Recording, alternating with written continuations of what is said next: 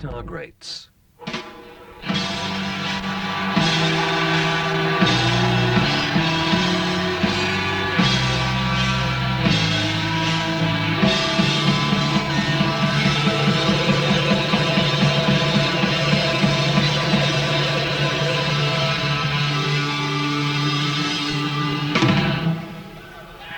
The sound of Somewhere Over the Rainbow serves as an introduction to this week's guitar great, Richie Blackmore, founder member of Deep Purple and leader nowadays of his own band, Rainbow. As with our other guitarists, there's more to Blackmore than meets the eye. As we'll discover, he's no musical snob, no heavy metal hydra. He's no saint either, but as the criteria for this series are musical rather than moral, we won't allow ourselves to become too sidetracked. Richie Blackmore was born in Weston-super-Mare in 1945. He was 11 when he got his first guitar. His father bought it for him on certain conditions. He said if I was going to play this thing, he was either going to have someone teach it to me properly or he's going to smash me across the head with it. So I actually took the lessons for a year, classical lessons, and it got me onto the right footing, using all the fingers and the right strokes of the plectrum and the nonsense that goes with it. But I think one always needs that. When you're first going into an instrument, you need to be set in the right direction. Otherwise you can pick up some very bad habits, which some guitarists have, like drinking, for instance. We haven't established just when it was that Blackmore took up drinking, but it's clear that he was to be given plenty of opportunity over the next few years. On leaving school at 15, he worked as a radio apprentice at London Airport. Within a year, though, he was working as a professional musician, appearing with Mike D and the Jaywalkers and doing nightly impressions of Hank Marvin. By the spring of 1962, he'd been auditioned by Screaming Lord Sutch and recruited into his bizarre band. 62, 63, we were into a very heavy kind of rock, hard type of Johnny Kidd and the Pirates, Screaming Lord Sutch and Savages. Very hard type of basic rock with a rhythm and blues bass. And then the Beatles came out and it was all harmonies along with the Hollies. And one had to sing, and I didn't sing. I could hardly talk at the time. And so I was into just playing the guitar and very hard rock and roll, distorted guitar solos, of which were out of vogue at the time. It was all pleasant vocal harmonies. And that lasted about 4 years until Hendrix and the Cream. Nevertheless, his initial sojourn with such as Savages lasted no more than a few months before Blackmore found himself being singled out by record producer Joe Meek to join the Outlaws. The Savages actually kicked me out because I wasn't quite good enough. They'd had some really brilliant lead guitarists. One, I think, was Bernie Watson. And then Carlo and the bass player were going on to join Cyril Davis in the All-Stars. And I was left kind of to get on with something else. So Joe Meek heard about this and said, oh, how about joining my band, the Outlaws? So I said, okay, sounds good to me. I mean, the Outlaws were more well-known than the Savages, so I was quite pleased. And once I joined the Outlaws, about 2 weeks later, the Savages came back, Cyril Davis's lot, and said, how about rejoining? We've had second thoughts. And I thought, well, I can't, obligated to this band now. So I was lucky. During his time with the Outlaws, which was a couple of years, Blackmore began to make as much of a name for himself as a wild man as he did as a musician. It's said that he was equally deadly with a flower bomb as he was on guitar. Amongst the Joe Meek artists he played for in the early 60s was Heinz.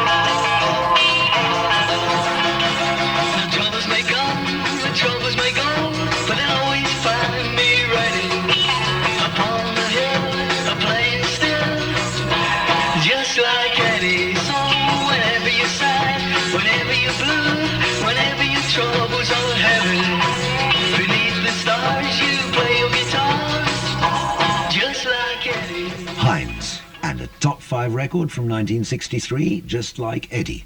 The Eddie in question being Eddie Cochran. Although a band in their own right, the Outlaws also served as Joe Meek's session band. The result was that they played with a wide range of artists and on a lot of hit records. There was a point in time when I would put the radio on and I would, out of 10 records, there must have been 6 where the Outlaws were backing. And I would always hear the record and go, well, I've heard that before, and I'd suddenly realize it was me on the record, but with somebody else singing that wasn't present at the time we did the session, and had been dubbed on later. It was good discipline, as long as you don't take it too far. I think session work, I did it for about a year, which is long enough. Then you start to get a little bit too clinical. Sometimes even now I find that I'm a little bit too clinical. I get into a studio and I think I'm doing a session and everything has to be perfect and the atmosphere goes. Whereas someone like Hendrix just went in and was always having like a party going on, which is the way to do it, really. Although he devoted a lot of energy to what you might call practical jokes, Blackmore also spent a lot of time working at his guitar technique. People say the word dedicated. I don't think I was dedicated to playing. I just loved playing the guitar. I felt that I had to improve on the guitar, and that's why I practiced so much. But unfortunately, the bands I was in weren't very musical. I was practicing 5 hours, 6 hours a day, and they could hardly play their instruments at all. So I was always in this weird position of playing 3-chord music and trying to improvise and extemporize in such a way which I thought was quite good at the time. But very simple bad backing going on. I thought maybe the audience must have picked up on that and thought, why is he in this band?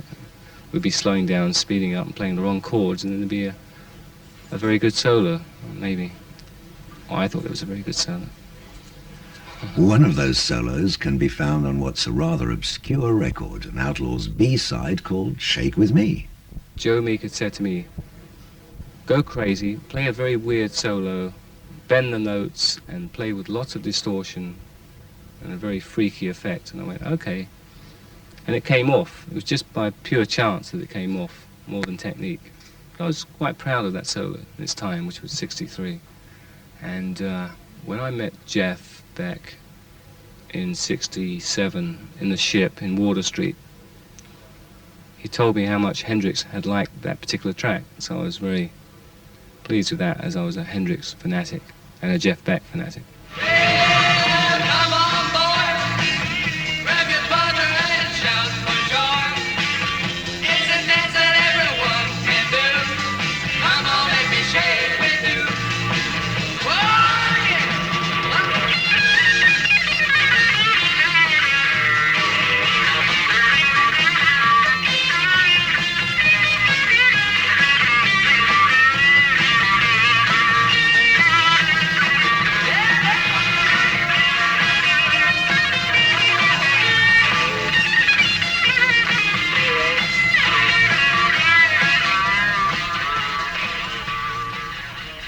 Definitely a case of a solo putting a song in the shade.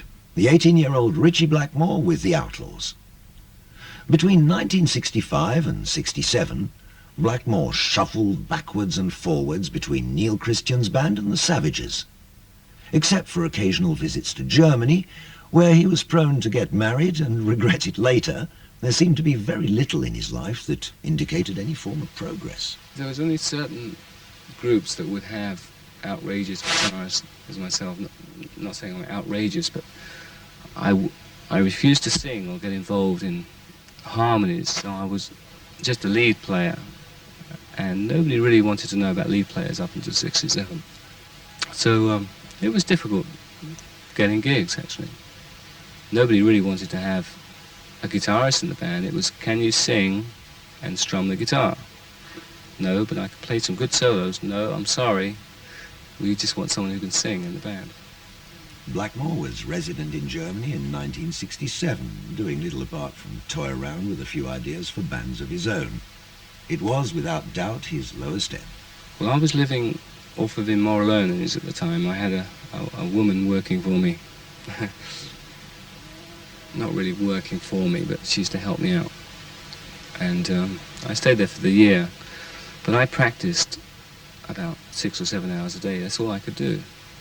There was nothing else to do other than practice and drink.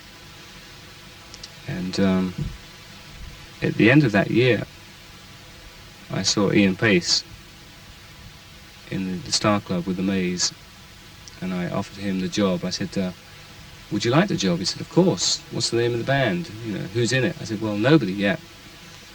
He said, well, nobody in the band? I said, no. He said, well, do you have a band? I said, no.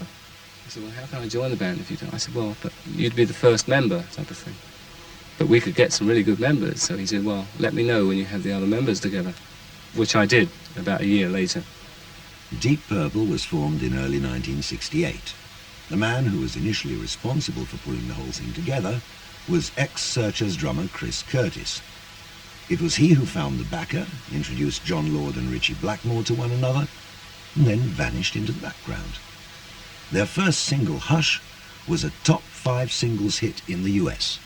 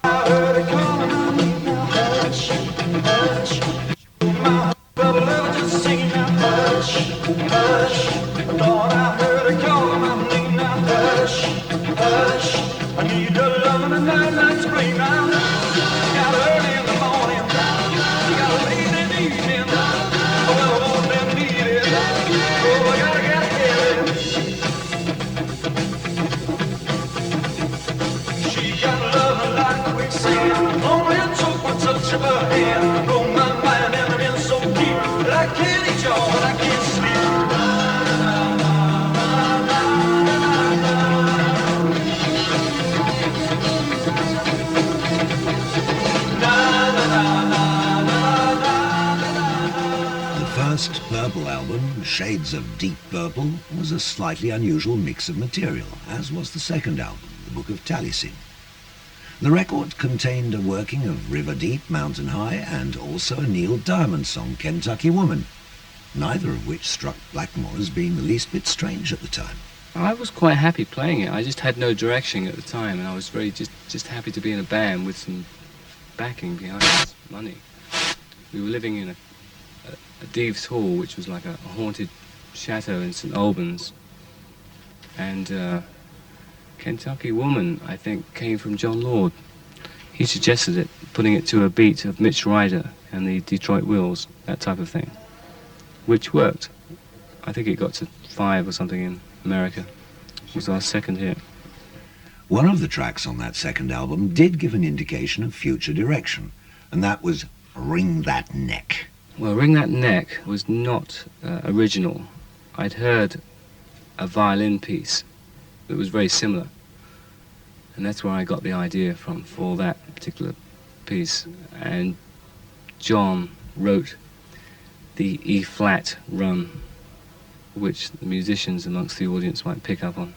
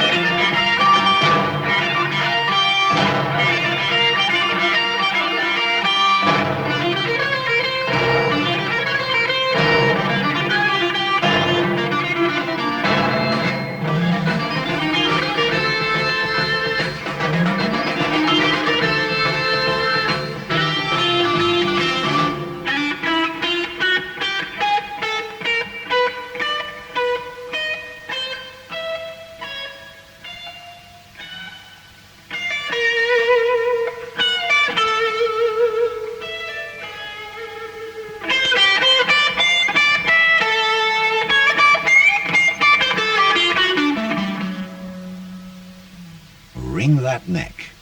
After the third album, simply called Deep Purple and released in 1969, a shuffle took place in the band's lineup, with Roger Glover becoming the new bass player and Ian Gillan joining as vocalist. I saw Robert Plant sing once at Mother's up in Birmingham in 1970.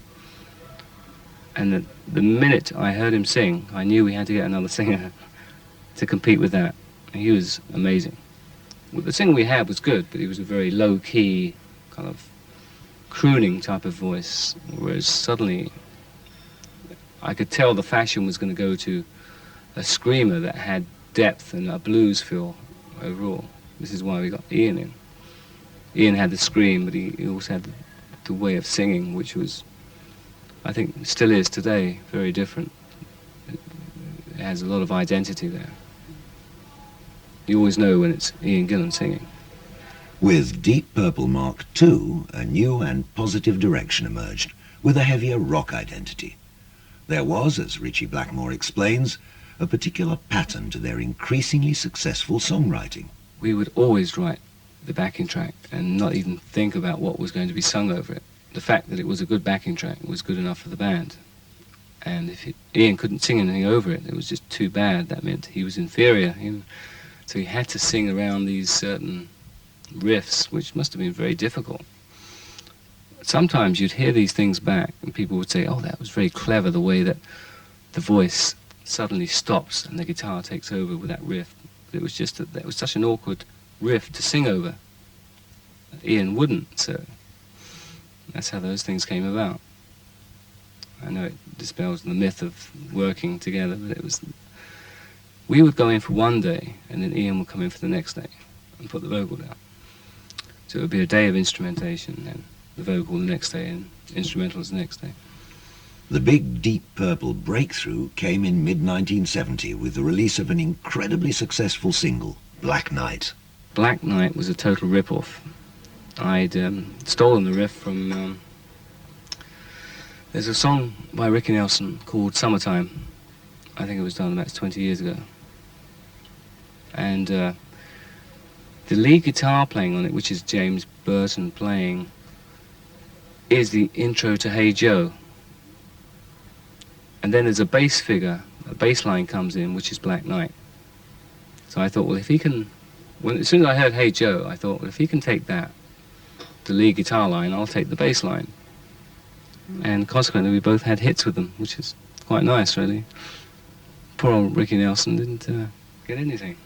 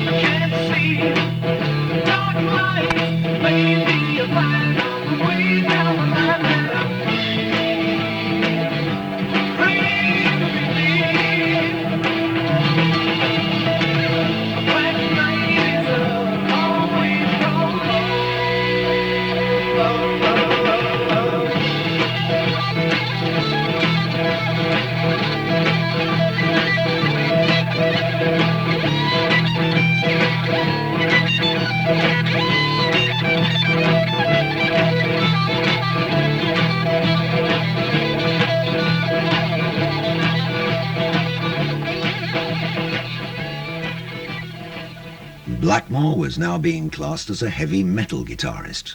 But is that what he considered himself to be? I think so. It doesn't bother me. People often say, oh, you're not a heavy metal guitarist at all. You have finesse and you play with subtleties and ups and downs. But I don't care, as long as nobody calls me a folk guitarist, right? But it doesn't bother me at all, being classed with heavy metal. What does bother me are some of the bands that are classed in heavy metal. There were two Purple albums in 1970. The first was the somewhat grandiose Concerto for Group and Orchestra. I didn't like it at all. I thought it was a total gimmick. But I said to John, let's try this thing that you've written, the concerto thing, but I have a lot of heavy rock numbers that I want to put together on an LP, and we'll see which one takes off. If the concerto takes off, which I didn't want to be involved with, but I did it, because of the novelty effect and the press we were getting out of it, the Albert Hall and all this business. I said, if the next LP, which I had some very firm ideas, which was in rock, I had these ideas worked out. I thought, if that doesn't take off, then I'm prepared to play with the orchestras the rest of my life. So it was like, agreed, like, okay, we'll see which way the public wants us to go. So we did the concerto thing. That went down as a success to some people, most people, I suppose. And then we did the in rock, which really went crazy, which thankfully did, because that's the music I was into.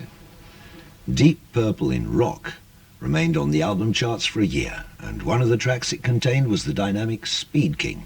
That was based around Stone Free, Hendrix track. Roger, I think, wrote most of that, the actual riff to that. That was our first hard, heavy metal rock and roll track that we've written. And we were very pleased with it. But there are some kind of parts which sound similar to Stone Free. The part which goes ba-da-la-da-la-da-la-ba-ba-ba. But we wanted to incorporate that type of thing. So, and Ian, I think, wrote some innocent lyrics, really. But the Americans interpreted that as being, oh, we know where you're at, man. It's like speed. But it wasn't. It was just about a fast driver.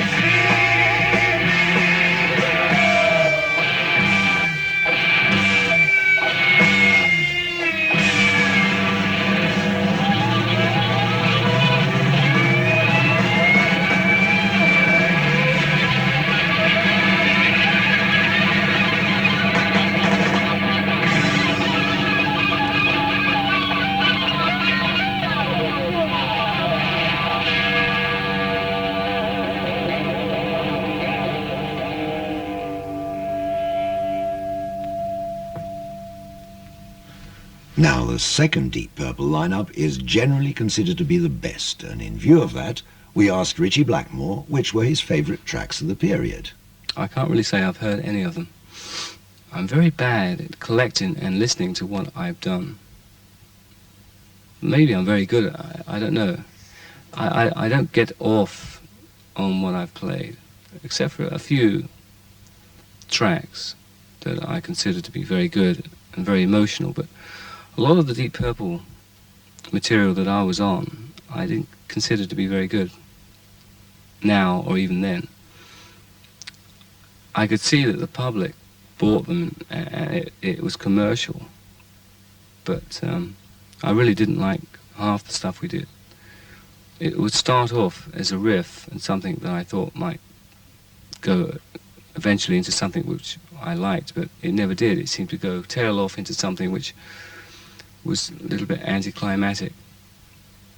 But there again, I think that was me not being a perfectionist, me being me, just being bloody moody and going, I'm tired of this song within an hour of playing the riff. And by the time that I would hear the end result, I hated the whole thing.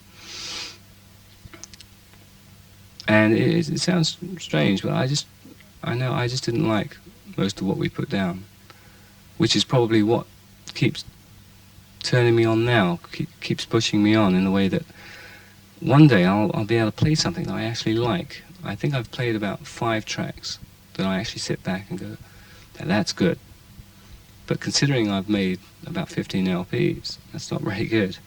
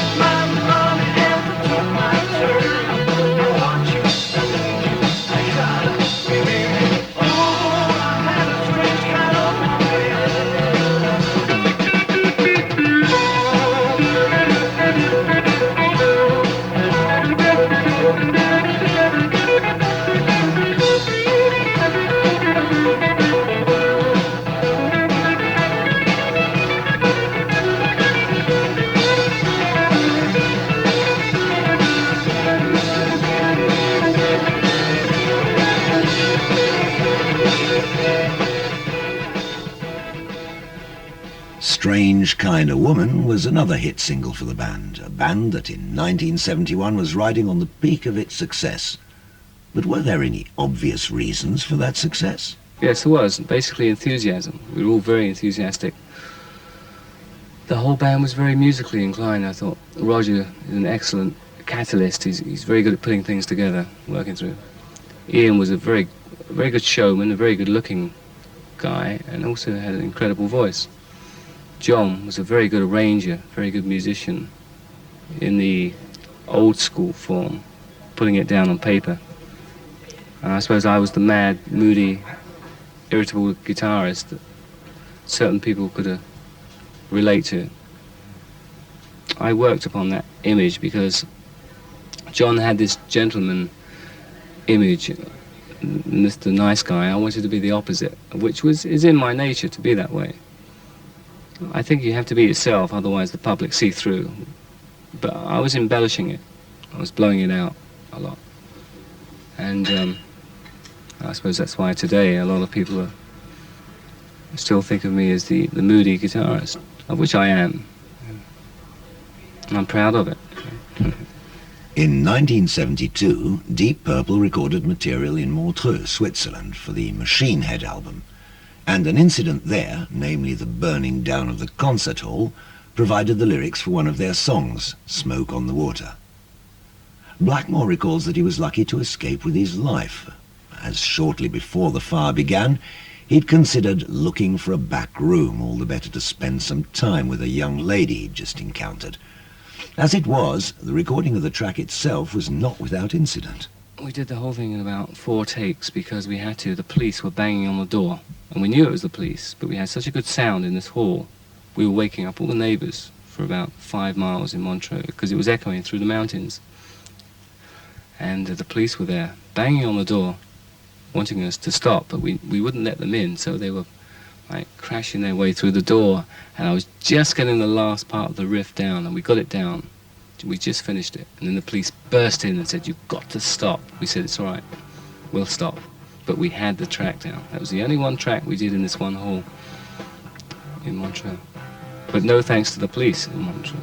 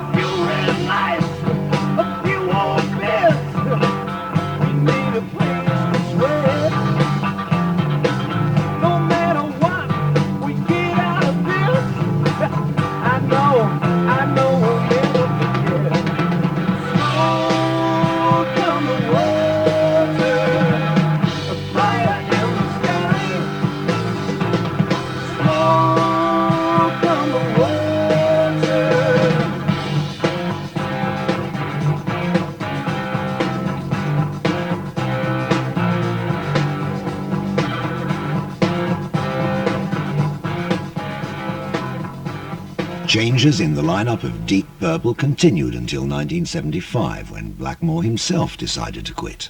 I left because I'd met up with Ronnie Dio, and it was so easy working with Ronnie. We recorded this LP, of which all we were going to do was one track. We ended up doing that whole LP in 3 weeks. So I was over the top about that. I was so excited about it that they could see I was that excited. There's no way I was going to stay with Purple. I mean, it wasn't that I found Ronnie Dio and I was into this band Rainbow. It was, I was going to leave Deep Purple no matter what, because I didn't respect that type of music that we were getting into, this funky business. But luckily, at the same time, I met Ronnie, and he was into a medieval come rock side to things. And it worked for however long we did it, which was 3 or 4 years, I think.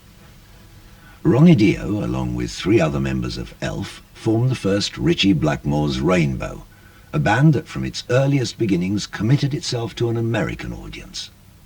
Blackmore appeared to be ready to stretch himself again. By 1977, the lineup, already dramatically changed, The Rainbourne stage album was released and featured blues. It's a challenge to play the blues guitar because you're so limited within the minor mode of the blues. If you start to go off into majors and diminished scales, it doesn't sound right. So you're limited to about 6 notes. And there's certain people that can pull it off. I don't know who they are at the moment. There must be somebody. But it is very difficult within the blues frame to come up with something that's different. And that's what I find is a challenge with the blues. It's a case of slowing down and playing 3 or 4 notes very well with a very good vibrato, which is a lot more difficult than it would seem on the surface. When I started playing the guitar, I was after playing as fast as I could play. And then I got to the stage where I was so fast that people would say, yes, but you're going from A to B, but what are you seeing on the way? Nothing. And then that's true, but I did get from one end of the neck to the other in record time, but what's the point? So I started to slow down around about 67 after hearing Eric Clapton and Jimi Hendrix. I suddenly realized that the public were not interested in hearing fast guitarists, as of Johnny McLaughlin style.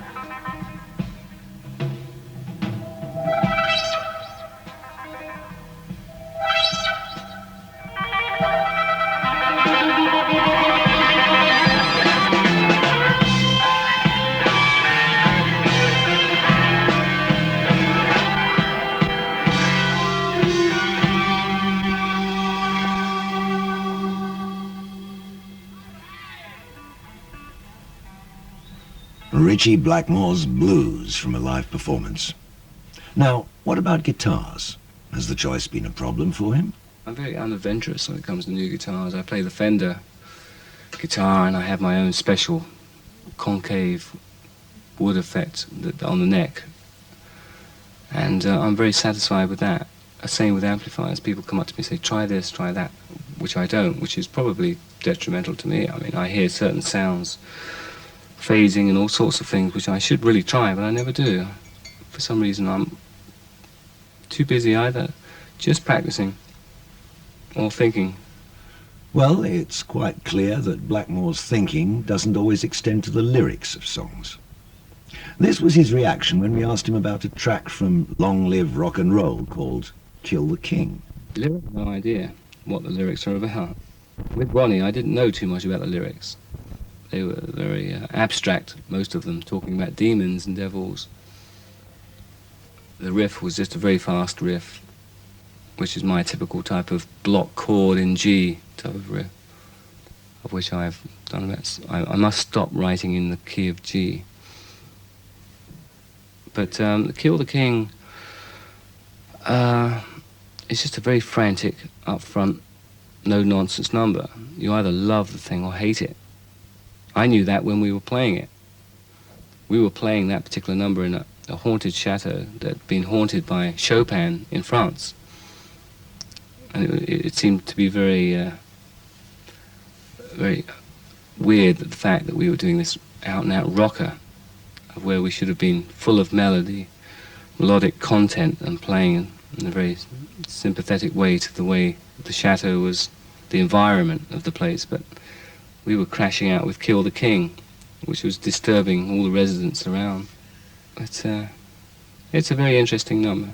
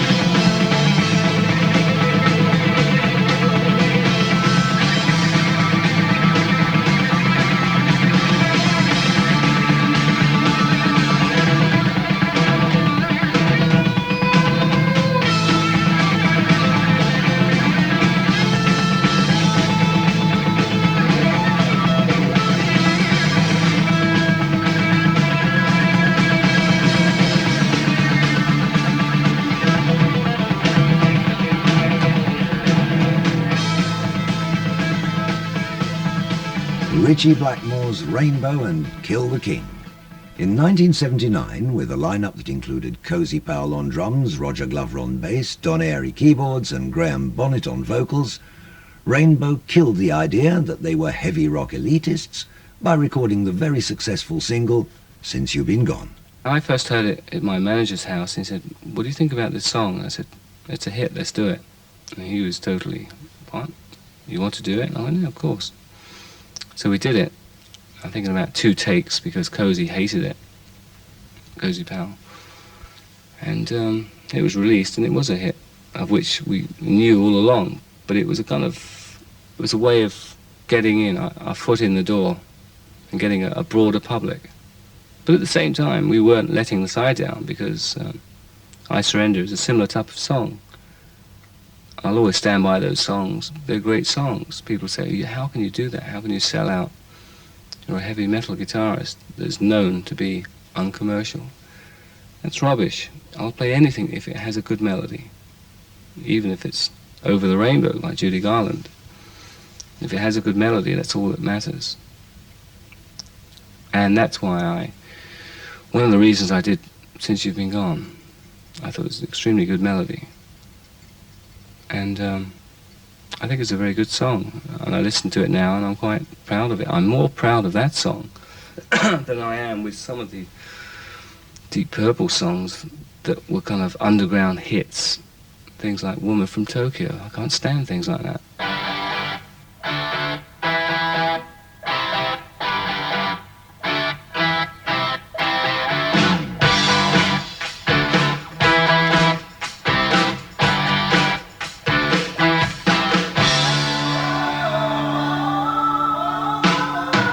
I get the same old dreams, same time every night.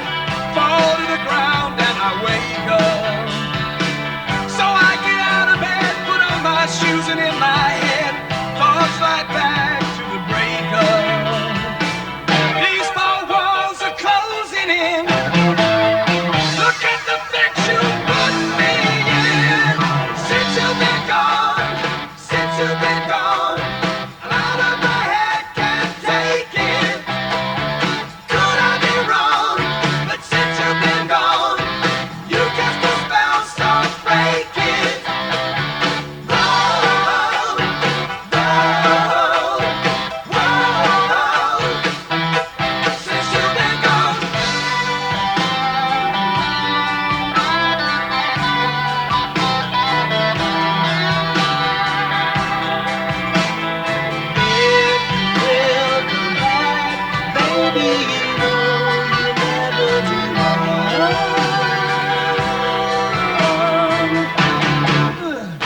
Since you've been gone, since you've been gone, I'm out of my head, can't take it. Could I be wrong? But since you've been gone, you cast a spell, so break it. Whoa, oh, ever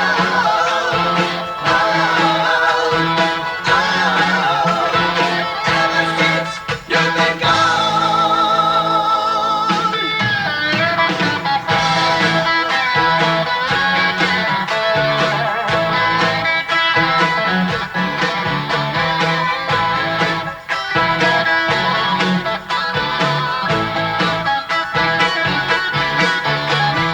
Since you've been gone, since you've been gone, I'm out of my head, can't take it.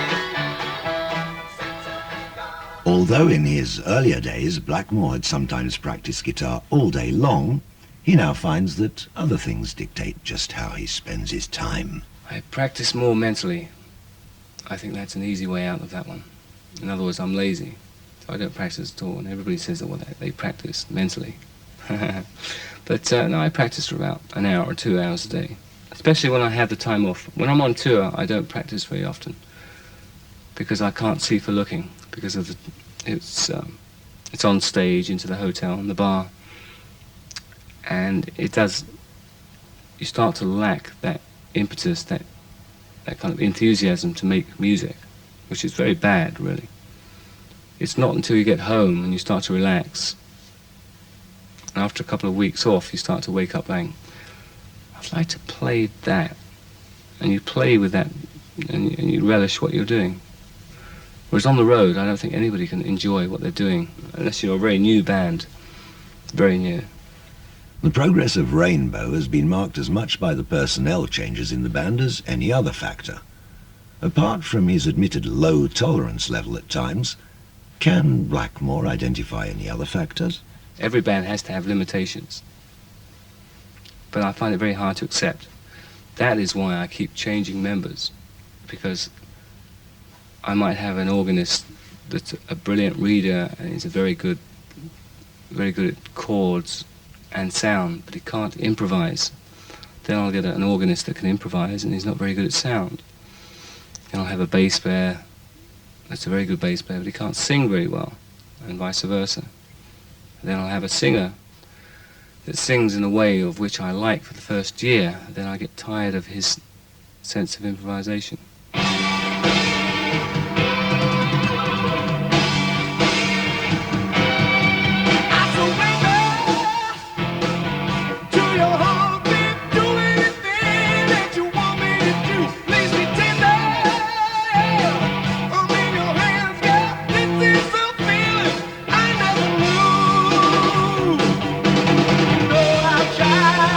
Take it on my own. That's not the way it was meant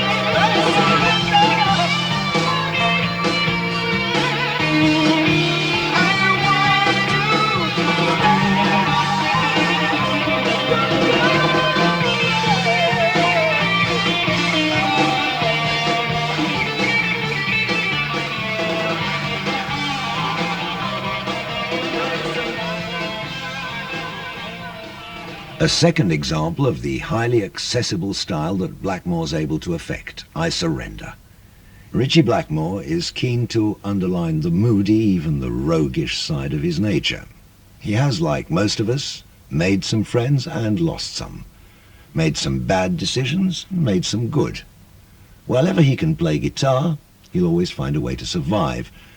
But it seems he'll have to do without ambition. I don't know what direction I have. I don't think I have a direction.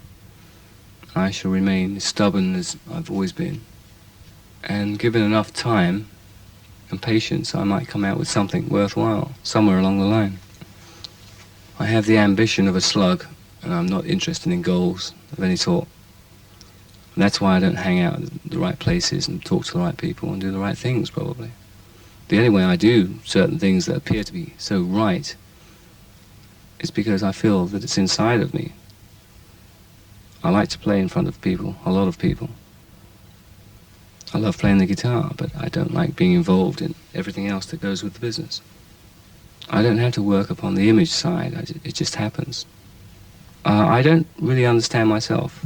My parents certainly don't understand me. I don't understand myself. But in a way, I like to leave it that way because I'm never bored with myself. I'm often confused, very confused with myself. But I'm never bored.